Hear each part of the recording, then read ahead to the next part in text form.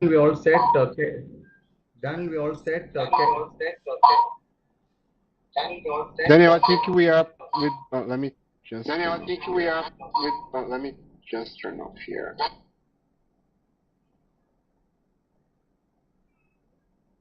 Do I have to do something here? Do I have to do something here? I think my voice is echoing. I think my voice is echoing.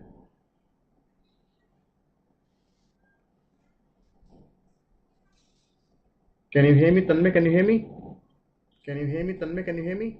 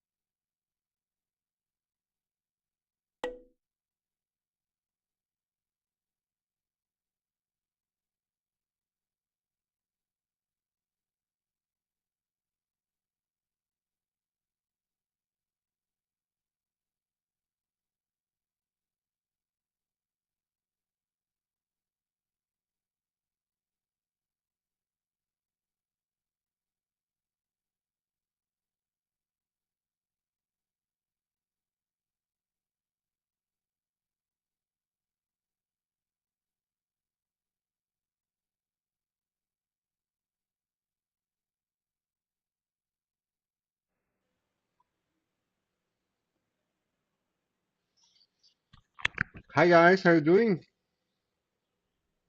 Good. How about you? Great. Checking the voice.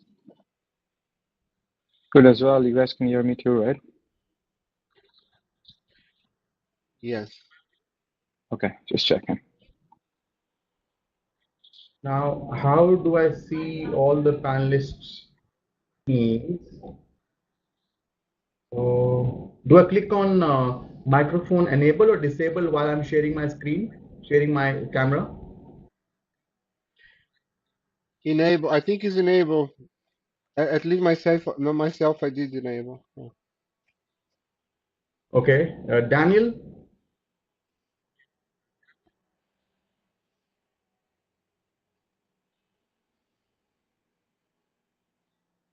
yeah, can you hear me, Vaishnavi? Okay. Yes, Amit, I can hear Okay. you. Okay. I'm assuming. Okay. Okay. I'm assuming. Okay. Daniel, can you please put Danny, can you please put me at a location where I can see all the panelists?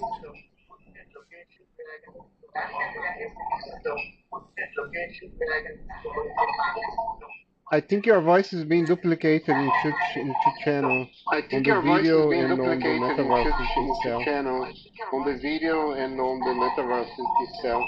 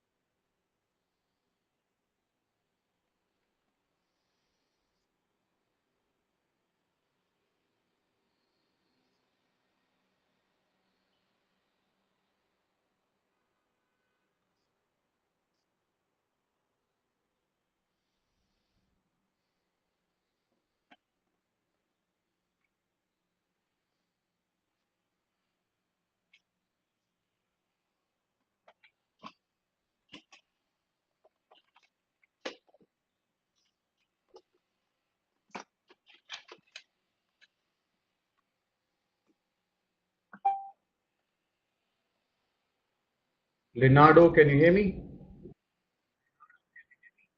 Yes. All right. Kevin, can you hear me? Sure can. Super. Snehal, can you hear me? Yeah, I can hear you. All right. Wonderful. Finally. Yeah. So clearly we wasted about Mhm. 15 minutes figuring this out. And let me introduce our fabulous speakers first, guys. I'm assuming all of you can hear me. If you cannot, please raise your voice right now. So I will first introduce Snehal. So Snehal is a co-founder of a company called Immersive Tech, and he's a serial entrepreneur. He was also featured in Forbes as top 1,000 next folks globally. He also serves as a board advisor for many design academics, and he has a lot of other accolades to his credentials. Welcome, Snehal. Hey, thanks, Amit. Great to be here. Thank you so much. Glad to host you. Our next speaker is Mr. Leonardo Tocco. So Leonardo is a Chief Technology Officer at Doc9, where he leads the digital product and engineering teams responsible to create innovative SaaS solutions. He also has done some education from MIT and works tirelessly in the metaverse. Leonardo, thank you so much for coming over this morning. He's joining us from Brazil. Yeah, yeah, thank you all. I'm very happy to be here with you. Wonderful, wonderful. Our third panelist here is Mr. Kevin. Kevin is a founder of a company called Ariel, and which was the original geospatial AR platform that was working on intentionality of experiences. And Kevin has several patents granted and pending to his name, and he has worked with a lot of companies in the last 10 years to provide them the real AR experience. And he has also been spearhead in the metaverse. He's helping people imagine well and create well. I think my first question would go to Snehal. Snehal, what is your definition of metaverse? So thanks, Amit. Pretty interesting question and like a huge one to address as well. But I'll do my best to kind of cover. Um, I think from a metaverse perspective, like many people have different way of defining it. And people always ask the question that have we you know, being in the metaverse already or experienced in any way. And like, of course, this is one of the formats, but essentially, metaverse definition to what I would say is more about the technology and enablement itself. Like we've already been in metaverse if we played a game, if we've, used an AR filter on Instagram, TikTok, or any of these platforms, or we've, held a VR headset and experienced an immersive world there. All these are like different formats. And we as Pivotal, which is the company I run, our perspective is metaverse is not limited to physical, virtual, or digital. It's actually a combination of these three, and how you kind of provide the seamless transition of a user from one to the other. So when you look at the broad spectrum, now focusing on like how do you define? So it's more like the tech enablement itself than the interface that you use to kind of do the interaction. And I think the focus or important elements for the metaverse are the decentralization capability that the metaverse kind of brings, and the transparency and independent digital economies that can now thrive into these virtual environments. It's almost now we've got an opportunity to rewrite this world in fixing flaws, what there in the physical world, and what has happened on the digital landscape. And using this new front, you can almost bring a cohesive environment where it's not about just like socially engaging, consuming content. It's also about interactions, new form of business, and how that could be the new form of like, earning potential as well. Got it. Yeah, so it's a very nice definition. You said it's an amalgamation of physical, virtual, and digital world. I think we will also now go to Leonardo.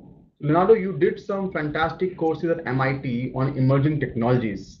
I read through your bio on LinkedIn. I spent a lot of time with you on LinkedIn without you knowing it. Uh, what does MIT say about metaverse? Not only MIT, but Cambridge and Gartner and so on, it's one of the key emerging technologies, as we say, and for sure there will be their space, that uh, and the thing, I think what's important to say is that as any other technology, it takes time to really be in a good use. For example, now we are doing in this metaverse, and it's great already. And for sure, in 1 year from now, will be a lot better. So as any technology, it's on its infancy, but it's already showing some very good cases, use case, right? And so I think what they say in all the key tech guys and companies is that is very promising. I think what a very good way to develop that is really bring good important cases to that. I will talk on my case, why we are doing and what we are seeing there. And I think we will be more clear on how we use, and I'm sure that people will see that's not only it's not a hype actually, it's really a technology that will grow and will bring a lot of new ways to do business. Absolutely. I can't agree with you more. So, Kevin, can you hear me? I sure can. All right. So, Kevin, Leonardo perfectly mentioned that's going to grow, and it's the hiccup that we see today will not be there tomorrow. And you are one person, Kevin, who is helping people imagine. I think yes, what is mentioned in your company as well, your job as well is to help people imagine, because anything which was created was first imagined first. So, how do you imagine metaverse in the future? What's your imagination about metaverse? Mhm. So I think like the metaverse, it doesn't have to be this ultra sophisticated thing with a lot of vocabulary that people have to learn how to adopt. The easiest, simplest way is that it is the next iteration of the internet. It's internet tied to either the real world or these other alternate worlds that can be accessed through virtual reality. So when it comes down to especially things tied to the metaverse that are tied to the real world, it's a matter of just essentially bringing your imagination to it and to being able to see things come to life that aren't otherwise typically possible in the manner in which we deliver it, and especially with the efficiency that we're able to deliver it. So in Ariel's particular use case, we use it for architecture, engineering, and construction, visualization, and allowing people to experience things from their first person perspective. So being able to place structures out there in the real world, walk up around and interact with it, where multiple people can interact with the same property as though it truly does coexist with reality. It's things like this that are really imperative for the use cases of the metaverse and not the novelties in which are being promoted out there today. If we keep staying focused on these like novelty use cases where somebody might use them once and then never use them again, then we're doing the actual term of a metaverse a disservice, because we have to actually focus on, like you mentioned in my bio, like the intentionality, the actual use cases that are going to provide long-term value for the people, and then allowing them to imagine those spaces come to life.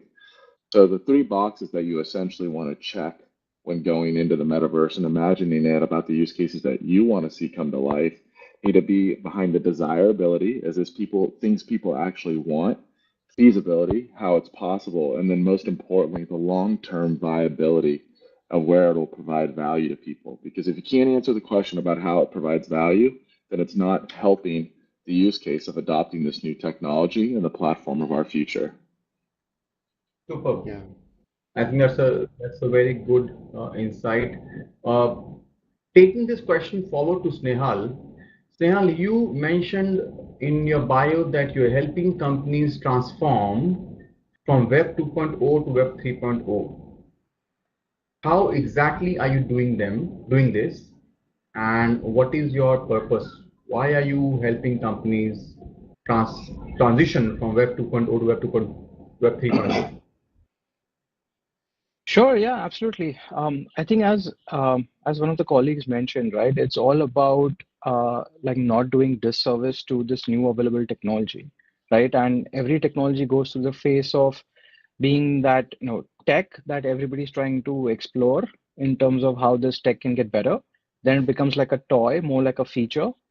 Then it grows into like a tool, and then it's totality. So I think our vision essentially is how do we phase customers through this four-part journey as well. So while you start at one, what is the end goal? So, and as correctly said, it's not about like a short-term strategy of doing it once. It's about how do you play long-term? How do you have it aligned? So it's not about just doing an NFT project, dropping into a virtual world, and now people can explore. And we've seen historically over the past 6 months itself that 70 to 90% of the value of these many of the NFT projects have disappeared. So where we are basically coming in, that Pivotal is a Web3 integrated metaverse commerce platform, and our focus is essentially helping brands and creators make money, right? How do you start defining ROI on day one? Because and that is because like the questions that people begin for that how do we make money? Is it value to our business or not?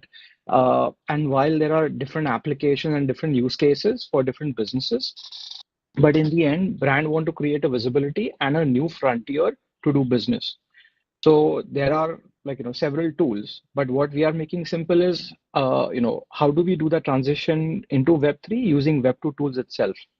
So, like one use case for us essentially is like we are creating the digital merchandising infrastructure for Metaverse. What that simply means, we are essentially building, let's say, the Shopify for digital merchandising, which makes it simple and not just selling the merchandise, but providing the entire infrastructure to drive the utility as well in terms of how people can use it. And like a simple example is digital receipts are proof of purchase, but essentially, your digital merchandise can be also your proof of purchase. And then how do you drive that digital legacy, or tying down to your real world assets that you have, and how do you bring longevity to the entire thing as well? So imagine like today we have 60s nights or 70s nights or 90s nights. We open a closet, see what is the thing that we can use there, and then we put on and head to the party. But as this becomes more social, as this becomes more transformational as well in day-to-day usage, it's almost like seeing your digital closet and see what you can kind of bring to the party or social interaction or doing business. So that's the role that we love defining, is simplifying existing tools. How do you kind of jump in? You don't need an uphaul of your entire infrastructure to kind of jump onto like the Web3, blockchain, crypto, that side of things. For the customer, it should be a frictionless interaction and buying experience. And for the business, it should be no change in infrastructure and no customer behavior that needs to get changed as well. So that's the simple role and the complexity that Pivotal essentially manages as a platform. Awesome. Great. Moving on to Leonardo again. Leonardo, you have about 33,000 followers on LinkedIn. I want to learn the trick first of all. Uh, how do you see social media on Metaverse? Will it be controlled by the big giants, or how will people? How can there be a social media on Metaverse, and what would it look like? Yeah, first you need to have platforms for the people to join, right? As this one we are using, the virtual events and any other platforms. And the not the issue, but what happens that a lot of different providers are building their metaverses, and I'm sure the Meta will come with. I mean, we know that they have the glasses already, but they are building some metaverse for them as well. So I think the one of the challenges will be where the folks will go. I mean, go to one metaverse to another, and what will be used for sure. Some of them will win, others will not be so that used. And so for me, the first thing is really to see what will be the winning, let's say, or the first five metaverse providers that will be bringing people, right? And that's actually the main competition now, I'll say. But then it's a lot of processing power and money put in brands coming and betting on that metaverse or the other. So I think that's why I don't like when we see things saying metaverse is a hype, because we got to understand that metaverse is a technology that is just starting, and as any technology, some things will work, some things will not work, and but it's growing as any other. That's why I think I like Gartner has a hyper cycle. I think I don't remember the name, Mhm. where they really show that any technology you go and you have a lot of expectations, and then you see that things will not work as you see, and they go down, and then you go stable. So metaverse is the same thing. I mean, it will happen the same thing, and I think we're just starting to see the all the possibilities, and you know. Interesting. So coming to Kevin now. Kevin, you are a pioneer in imagination. You are helping people and companies imagine. How do you help people imagine better and bigger? What's the methodology? So it all comes back to like, what's the why? Why would you want to do it here versus somewhere else? So, I mean, if there's ways to do things currently in our existing reality, don't do it in the metaverse. If there's ways to do it on an existing device in an app where you're not going to have a different user experience, and form a positive habit in people through the use of that additional technology, don't do it in the metaverse. The metaverse has the ability to offer a canvas in a sense that enables new experiences that people cannot have in any other kind of way. So, like, let me kind of go back to even like what your previous statement was about like social media. I think the best social media on the metaverse is no social media at all, because the true social media is drawing people to locations that allow them to bond with one another and have still authentic relationships. You know, like one of the things that Zuckerberg talked about with the release of Meta, he used the example, and I often reference this one, of like I could be on a Peloton bike and look over and see my friend's avatar riding a Peloton. Experiences like that don't offer authentic value, forming authentic relationships. It actually promotes escapism and separation between one another. We have an amazing opportunity with the power of this technology to bring people together. And like as much as I hate referencing it, like the way that Pokemon Go caused people to go to physical locations and have an experience of Mm, capturing it, we have an entire world of possibilities that could add value. So like one of the examples that I use for our industry that we apply to, it comes down to like zoning. When you have to change the property of land to have the proper zoning regulations where you can have it built single family residential, you can have multifamily commercial. When you're going through that approval, you have to go to a city, they have to go to a committee, and the people ultimately voting on the approval of that have nothing to do with that actual space. They're not affected by that immediate environment around them. But with the power of augmented reality and like the metaverse, we can augment a structure there that the everyday people that live in that surrounding environment that will be in fact impacted by that new structure being built can actually see that. They can live with it every day before they ever break ground and provide their thoughts and feedback, which overall allows them to feel like they're involved in the process, increase overall citizen sentiment on their perspective of how they feel like they actually have a say of the world that's being created around them. And then that provides value to the real world by way of the metaverse.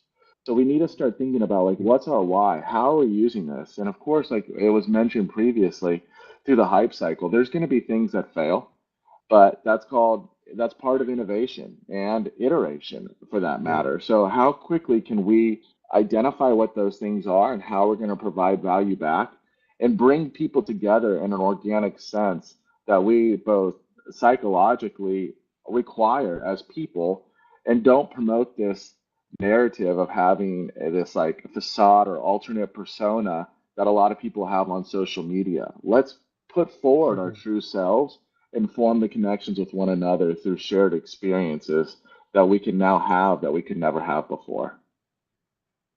Interesting. Very interesting. Yeah, if I can add on Kevin's comment, I think I have a very interesting use case for metaverse, and actually that's basically why I'm studying in acting on metaverse. Our company, we basically do a marketplace that matches lawyers with legal departments and so basically, let's say when you need, if you're in New York and you have some cases in San Francisco, you need to travel to San Francisco and represent on the court and so on. But in Brazil, at least you can hire local lawyers, let's say in San Francisco, and do the job for you. So we match that around all Brazil, right? So in the use case, interesting is that. Before the pandemic, we were 100% physical, right? We hired really people in San Francisco to do that. And then when the pandemic came, we transformed that to do virtual. So currently it's virtual court cases and the lawyers are working there. And now that the pandemic is stopping or and coming to an end, the lawyers that are our partners, they don't want to do physical anymore because they get a lot more money. Because I mean, if you do on a case, you need to go to the court, and let's say you do 2 per day. If you do online, you'll be doing 5 or 10, let's say. Uh, so that the dynamic is changing because now for our case people want to be on the virtual world because for them it's better, for their jobs better. And then come the problems. If you think on Zoom or Google Meet or any platform, they are ready to do basic meetings, but they are really not ready to do a court case where you have the judge and lawyers and different people. And I think that's the evolution.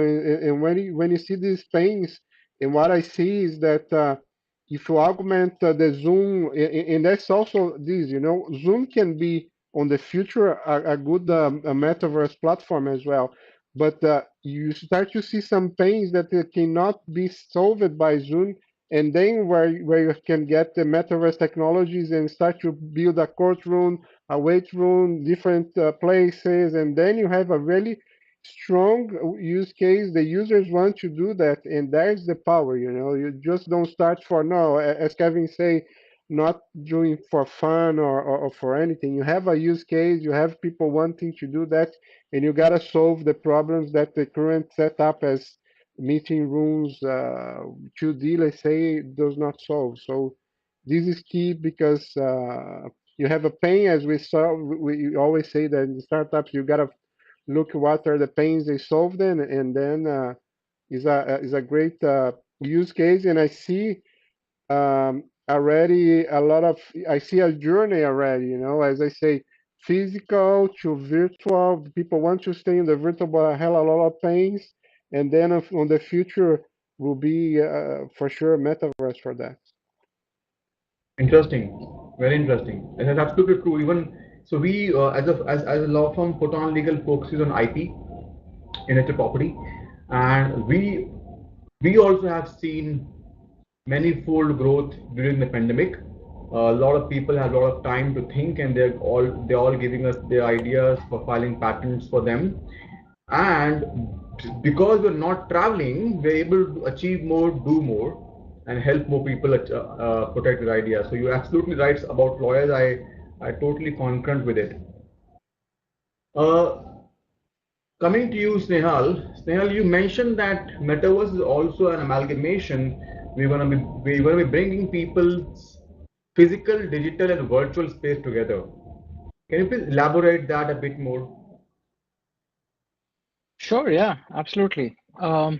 So if you in the market, if you take an example of Ninjatic, right, their version of metaverse is how do you bring these virtual elements, these digital elements into the real world, and you make that overlay connection and you enhance those physical objects. Uh, and that is also like one right answer, right? But it's not that full right answer. Where the continuous connection can happen. You can explore the physical space with all these new layers of information that can now be added to the physical space. So it gives like a great experience. But now you talk about, but in this case, let's say when you overlay content, you are connecting actually a physical and the digital world together, right? Now you come to the virtual space, or like, the thing that we're doing right now, it's almost like a connection of bringing people who are physically distant into this virtual environment to have conversation, to have business, to build something together or to create something together as well. So in this case, it's like a bringing those two elements together. And so one of the experiences that we recently built was for Stanford University, where essentially we built like a virtual optical center.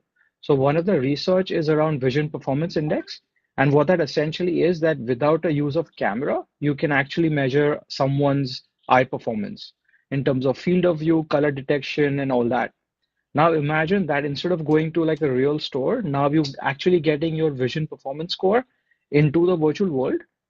So level two of that building essentially does that. When you go to level three, there are NFTs which are connected to a physical asset. So as you buy these NFTs, you are also unlocking a actual product that will be shipped to your home. So in this case, now you seamlessly made the connection of virtual, digital, and physical into that one common space. And then when you go on the digital landscape of whenever you're creating content for Instagram, TikTok, using filters or anything, again, that's an amalgamation of like two different layers as well. And you making connection between a physical object and a digital object into that space. So the portability from one to the other and other to another is like very vital. And that's what I think makes this interesting across the board, that how do you provide that seamless bridge to move from one to the other and tap in the full potential of what this technology can unlock for you. Interesting. Very interesting.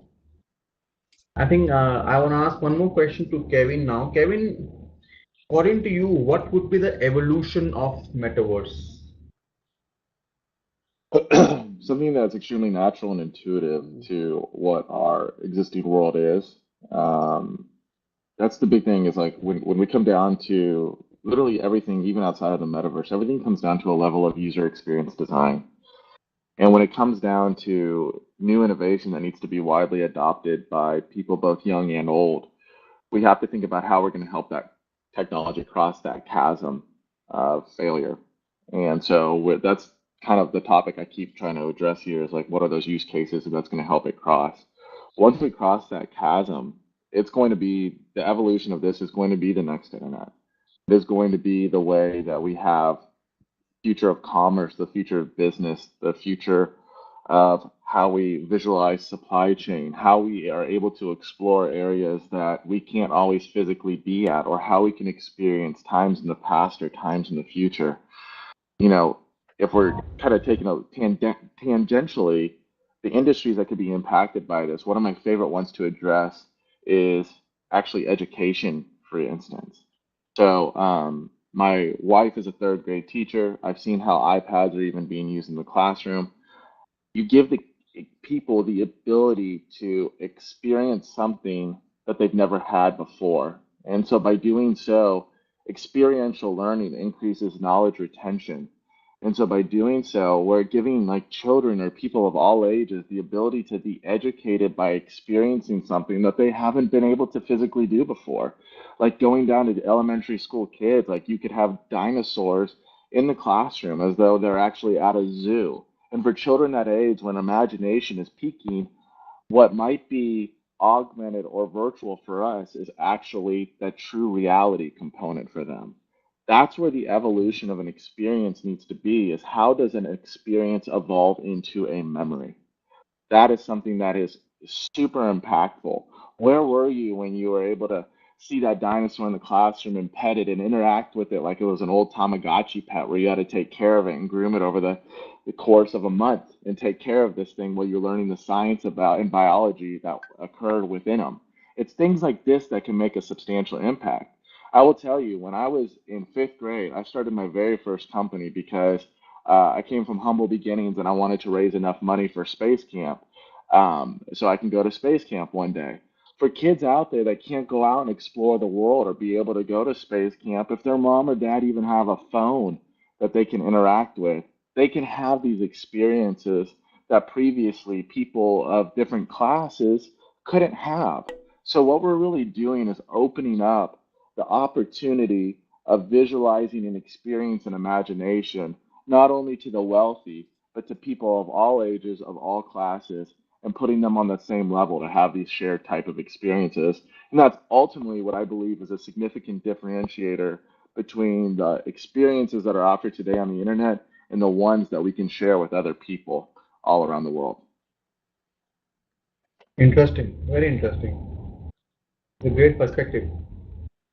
Uh, Coming to Leonardo now.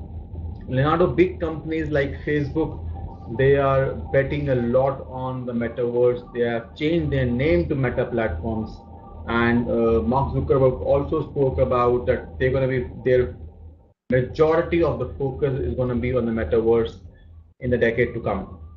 Uh, these are some bold steps. They are focusing too much on metaverse and leaving a lot of things in Web 2 unattended. A lot of things can still be done in Web 2, but they're focusing on Web 3. What's your take on the companies who are only working in Web 3 and focusing all their energy and efforts and money pumping into Web 3 and leaving the current opportunities aside? Okay. In technology, we used to say that you gotta work on three horizons, right? I think McKinsey was, they have these three horizons that basically things are working now, things are working in, let's say, 6 months, 1 year, and things are working in 3 to 5 years, let's say. And if you see, if you get Mark's presentation like 5 years ago, he was already talking about VR and all this stuff, you know. So that's not that suddenly he discovered that metaverse exists and he's betting. He's already some horizon working on that. And for sure, if you get an updated presentation from him, he'll be showing what he'll be doing in 5 years and it will be the next metaverse or whatever. So in technology, you gotta have that. You gotta work on different horizons, you know. So I think they positioning themselves for that, and they're preparing. They're saying, selling the Oculus and all this stuff. Uh, so innovation and technology is one of the reasons. Another one that a lot of people tell is that the metaverse is a not regulated land, let's say, and so and we know how much regulation is going on now in Europe and so on with these tech companies, and they cannot share and all this stuff. You're right.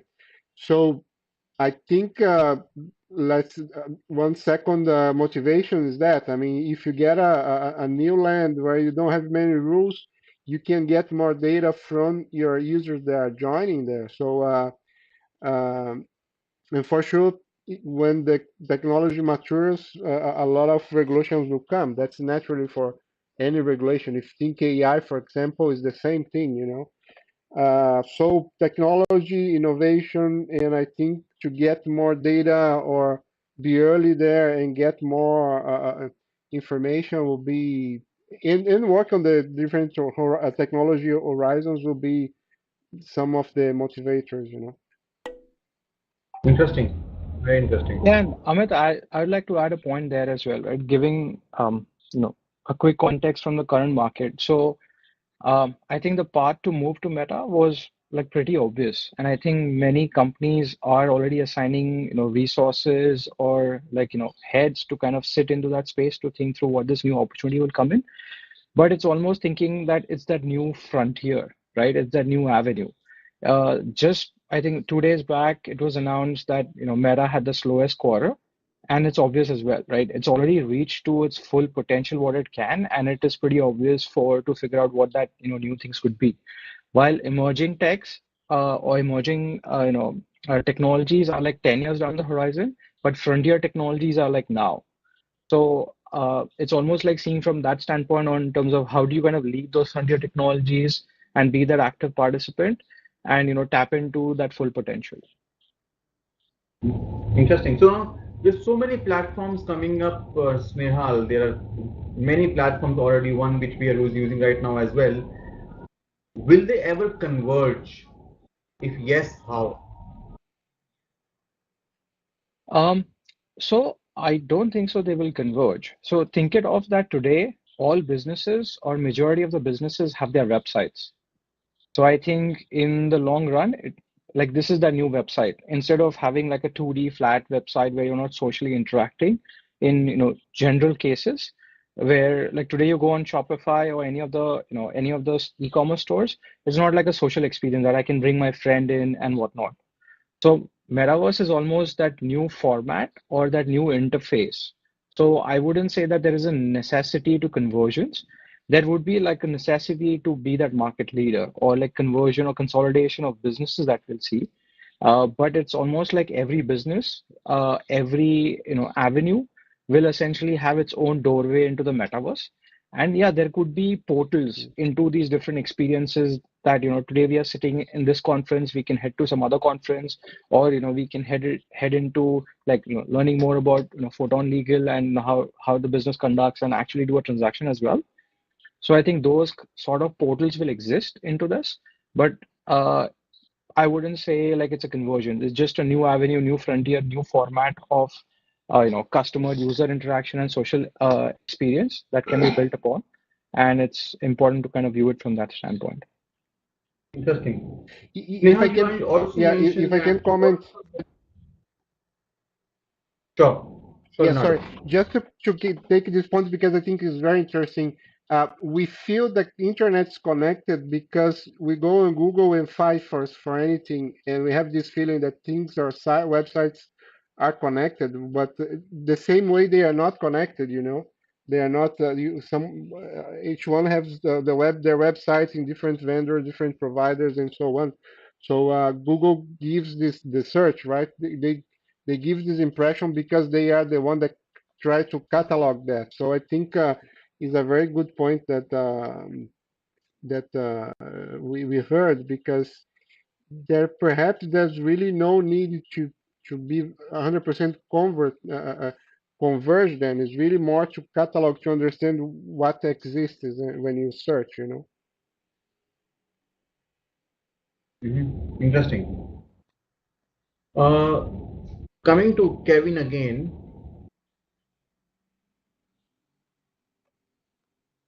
you also mentioned Kevin that you're focusing on intentionality of experiences. How are you gonna help people? How do you plan to enable the metaverse while you are trying to provide intentionality to the experiences that you provide to your clients?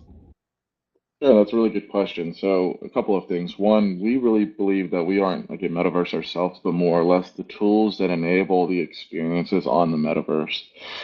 So, we're always constantly developing and iterating against essentially the wants and needs, whether they're explicit or latent needs from who are our potential end users, especially based off of the industries that we're servicing. So that directly ties into the intentionality for those particular verticals. But on a larger scale, we believe that there's really specific UX principles that need to be tied in that we have all learned from different mediums, whether it's from a mobile application to a VR application or other wearable use cases, that we need to kind of refine what those are, what those UX principles are to increase overall adoption and essentially have positive habit forming technology. So this becomes ingrained in somebody's day to day and offers that value that they absolutely need. So going back towards how are we accomplishing that? Well, we've been putting together some thought leadership. We've been sitting on some panels like the one we are doing here today. And then, in addition to that, we actually have a new website that we'll be launching here in the near future called a betterreality.com, where we'll be posting a lot of thought leadership, but we're also bringing in other industry experts who are leading essentially the frontier of user experience design and getting their take on what can form what the positive output can be from the metaverse. So it's necessary for us to go ahead and really define those use cases because without us getting like essentially a critical mass of users on these various platforms and them getting value from them, a lot of the future commerce and technology and experiences that we would all love to develop on the metaverse won't have that long-term viability because you aren't going to have the adoption of it. So what is it that we can do to provide that absolute value, and what is that user experience and for those end users, and how can we make it even more frictionless for them to be able to join it, be a part of it, and have some form of rewarding experience. So really kind of laying out the roadmap for that, defining it, and creating the tools that will enable these positive experiences. Super, super, wonderful. My next question is Snehal again. Snehal, how do you plan to help brands and creators collaborate on Metaverse? How can you help them collaborate on Metaverse, brands and creators? Um, so I think there are like multiple steps, before that can be enabled. But I think one of the questions in general that gets asked by, any brand or creator is, how do we make money, or, what's the ROI, or how do we, bring in customers? But truly, if you think your customers are already there, you just have to provide them this new interface of interaction or doing business. And how do you provide that seamless transition where it's natural? As Kevin was reflecting, the UI, UX, the experience itself is so very vital that it should be natural progression for the user to kind of do that interaction, do business with you, or jump into that. And our perspective is providing essentially tools, let's say for brands or creators, if they're using Instagram, TikTok, or they're using essentially any existing e-commerce platform as well to do business. How do you make it seamless to kind of start doing business there rather than trying to bring these customers into this new frontier?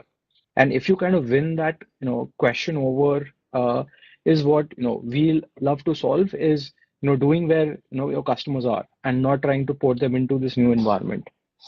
And yeah, that's where like our perspective is a smoothest transition to for brands and creators to kind of tap into this full potential.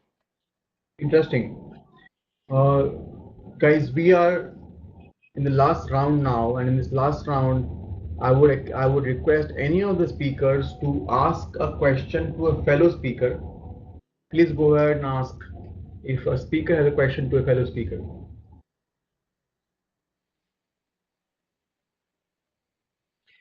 So I If I think I can don't take one mind. through Kevin. Yeah, Oh yeah, Leonardo, go go ahead, go ahead. ahead. No, go ahead, go ahead. I'm listening in.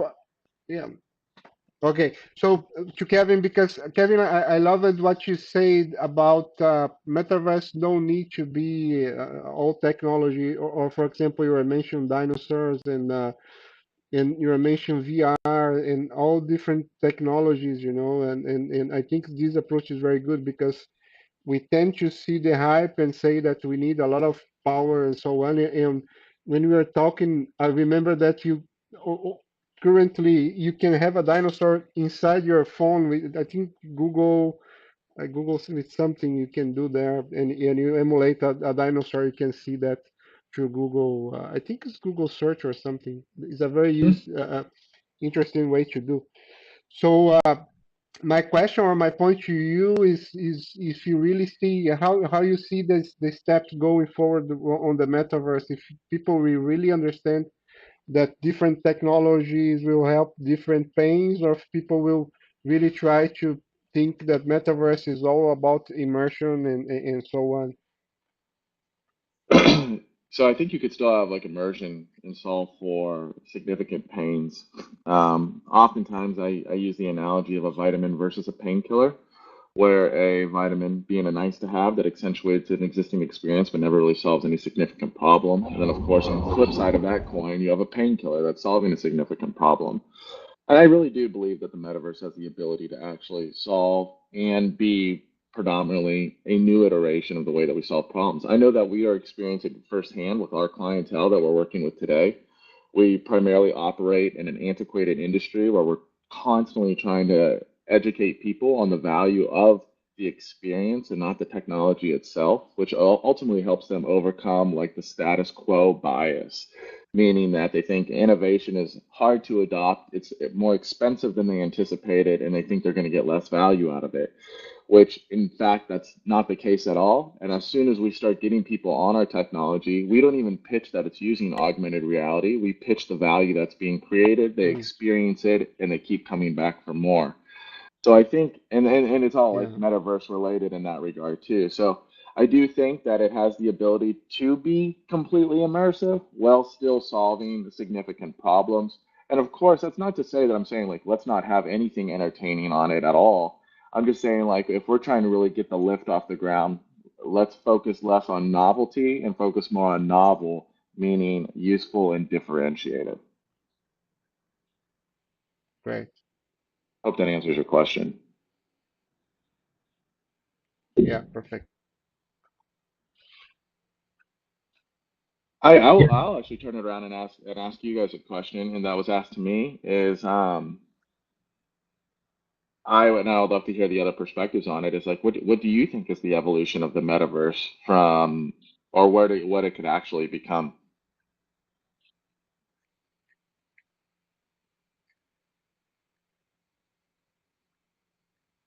Nehal, you want to go first? Answer the question. So the question, yeah.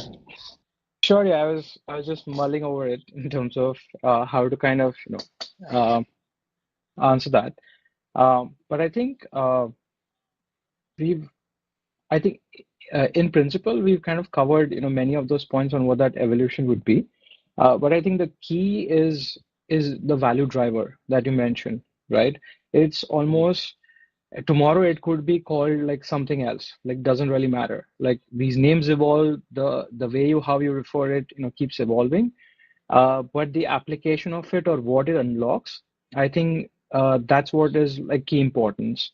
And the goal is to have that seamless experience across verses.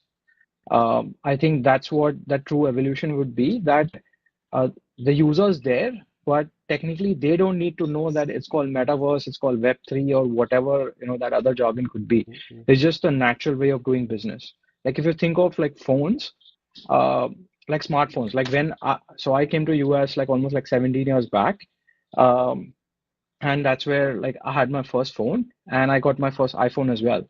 All this while, like you used to get phones on free contract, and everybody used to say that who's going to pay for like even like $200 on a phone, and it's pretty useless to kind of get an iPhone. But now the smartphones are so very common that you can't just think about, living without it. So it's almost, figuring those components, and that's where the true evolution would be, that the technology is so seamless, that it's so natural, that it doesn't really matter, or you don't even think through that this is metaverse. Like this is the new way to interact and do business, or, social interactions, or, hosting stuff as well. Absolutely, absolutely. Things which were not foreseen 10 years back are now something which we cannot get or live without. Metaverse will be one of that, clearly. Any other question any other speaker has? Cool. I think we had a great session. This session is also being recorded and also being telecasted and broadcasted at say several channels on LinkedIn, YouTube, and others. Guys, thank you so much for coming tonight, today morning, depending upon where you are. Yes.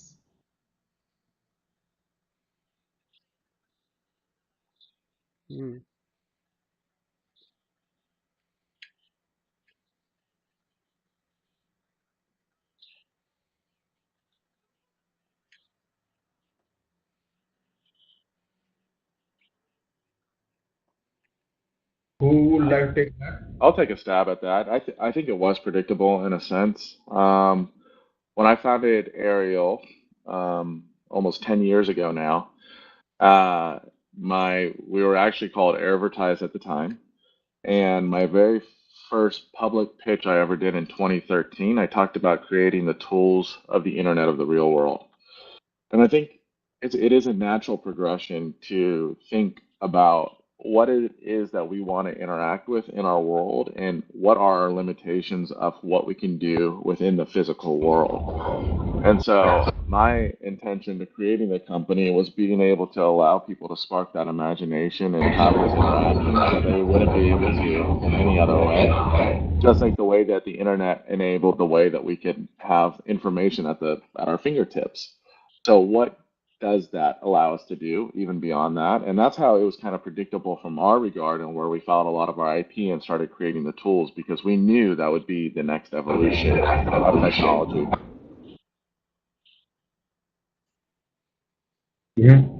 Interesting. I hope the person got the answer. Any other question, Daniel, from any other platform? Vaishnavi, Tanmay?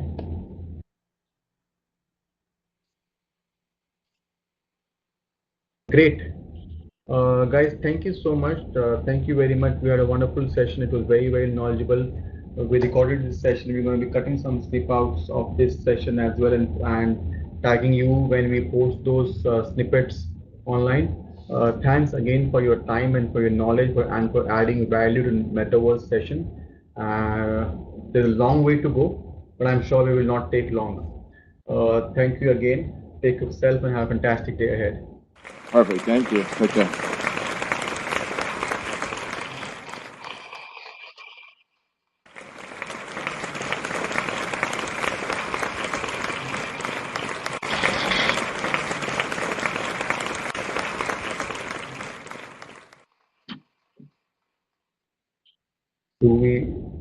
Yeah, should we invite everybody over to the party? We have, if you guys want to join us, over on the other side of the stage where the round logo is, and join the party for a quick bit.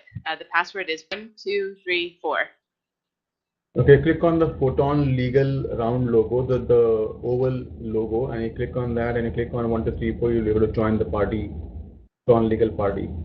Oh. Yeah, here on this. Okay, 1234.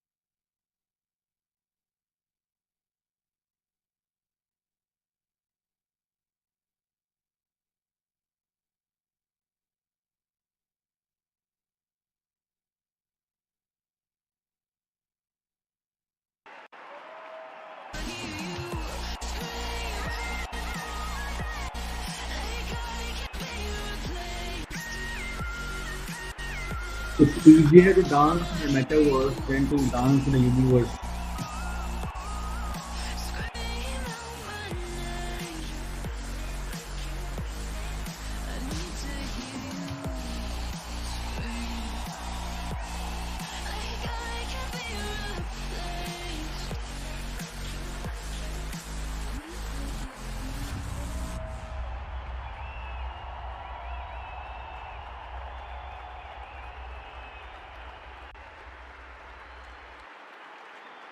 You say you make you nervous, a tragedy from a beautiful disaster, a reckoning.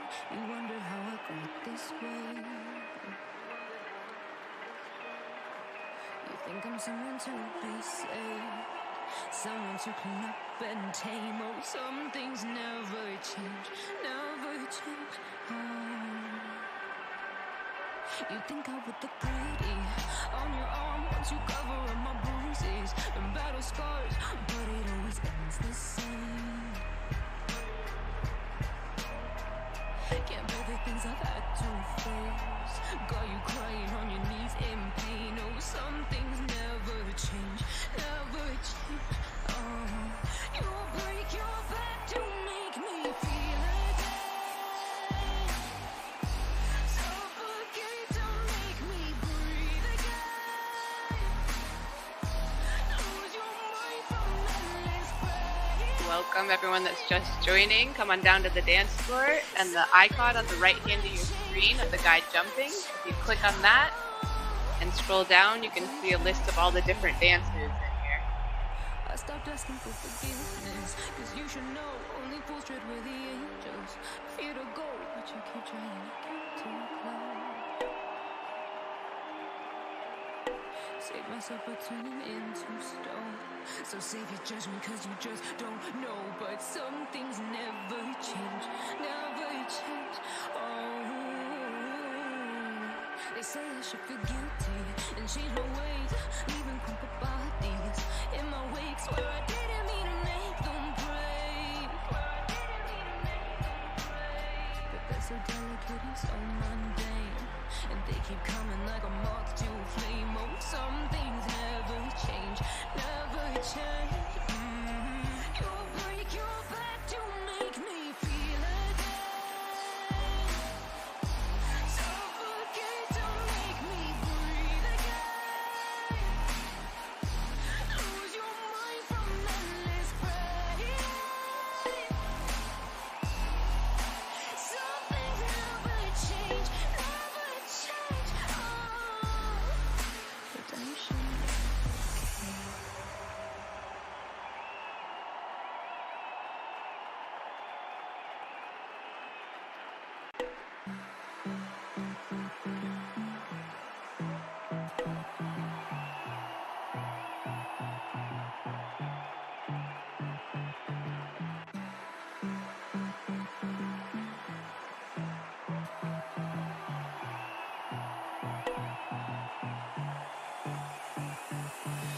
I don't know what you want.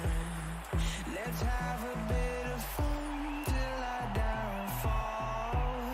My love, if you feel like I do right now, don't say you're on the road to the other side. My love.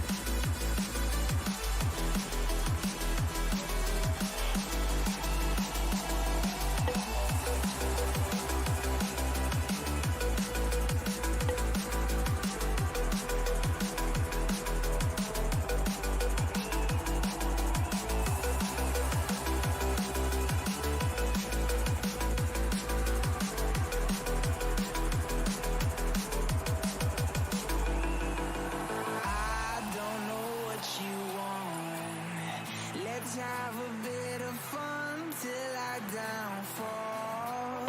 My love, if you feel like I do right now, don't say you're on the run to the other side. My love, you say you wanna try, but you never do. Sugar, there's a reason why we lose.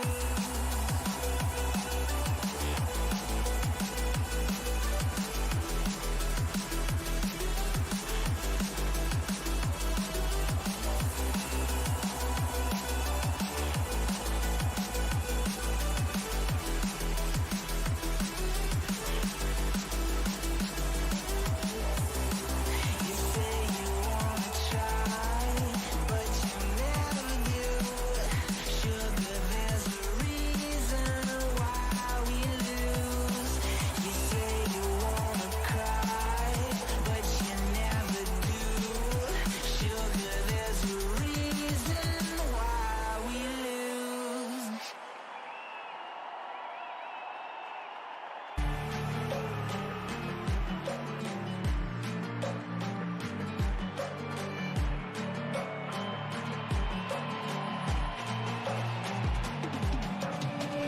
We are one grain of sand in the middle of the ocean. Can you try to understand how a touch can cause explosions? Rise up. I'm too great to be landed. Rise up. We're too great to be standing. They never gonna stop us, fly at 'em like choppers, better took those risks, cold blood in my fists, we fire starters, one out of a million will reach those heights, always had a feeling that I won't deny that what, live up the tops, look in my eyes, I'm on the rock skies.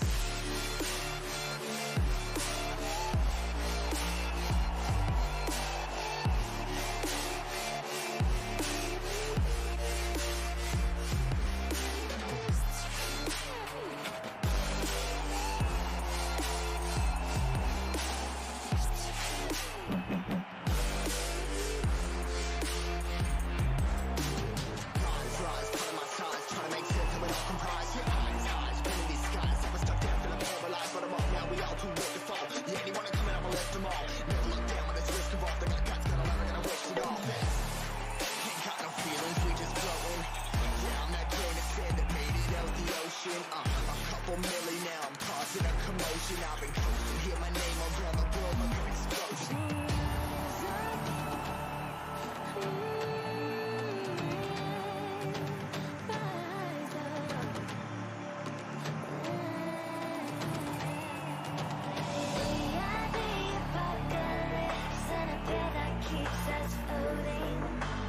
As we fly above the stars, that night won't scare us falling. So rise up. I'm too great to be landed. Rise up. We're too great to be standing. They never gonna stop us, fly at 'em like choppers, better took those risks, cold blood in my fists, we fire starters, one out of a million will reach those heights, always had a feeling that I won't deny that what, live up the tops, look in my eyes, I'm on the rock skies.